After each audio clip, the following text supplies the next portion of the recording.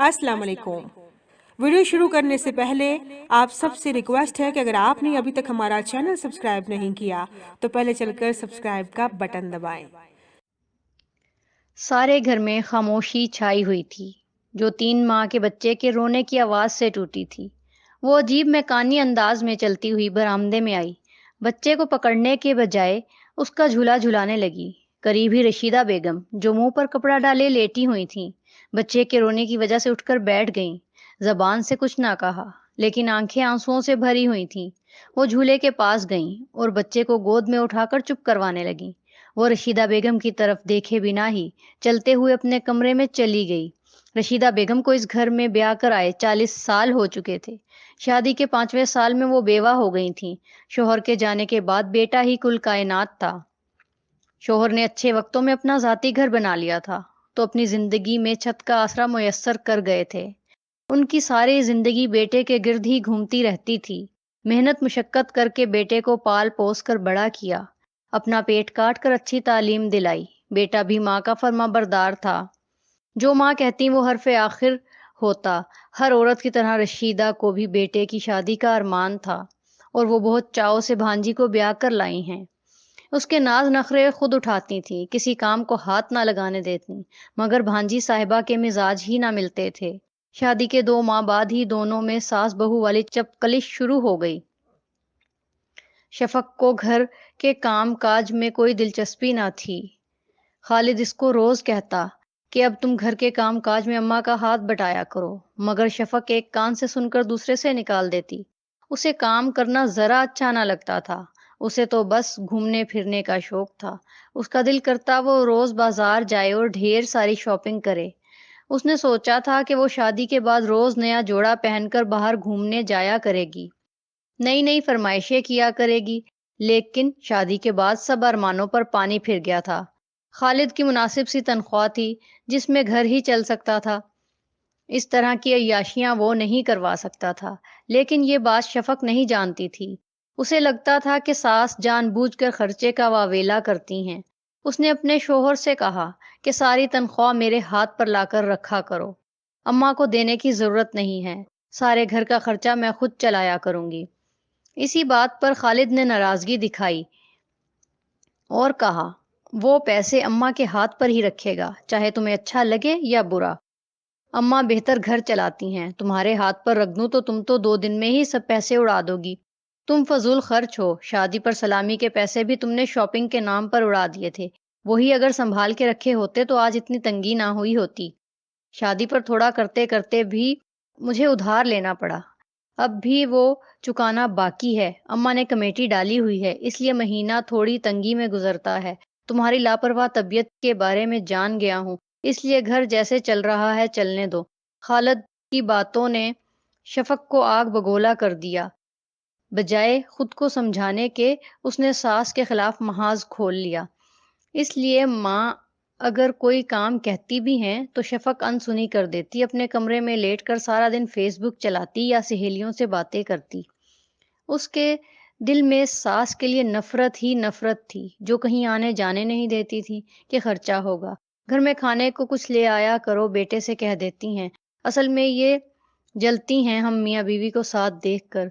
खुद तो सारी जिंदगी बेवगी में गुजार ली, अब 2 लोगों को साथ खुश देख नहीं सकती। रशीदा बेगम ने सारी बातें खुद सुन ली थी।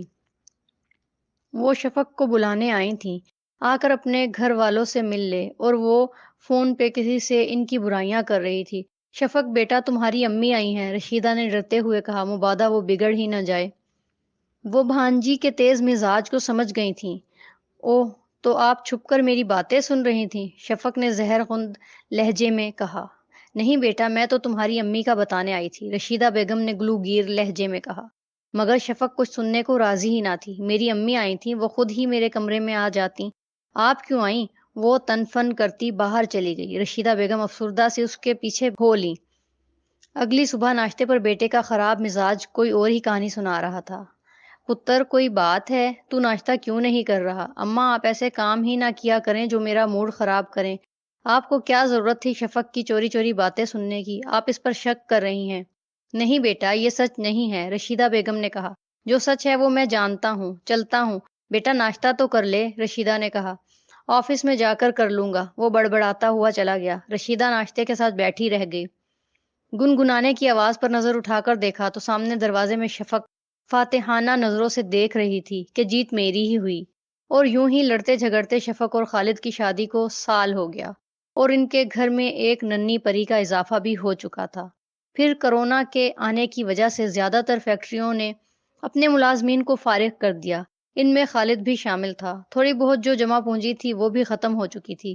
اماں کی دوا کا خرچہ الگ تھا، اب وہ 4 سے 5 ہونے جا رہے تھے، تو شفق کا ہر مہینے چیک اپ بھی لازمی تھا۔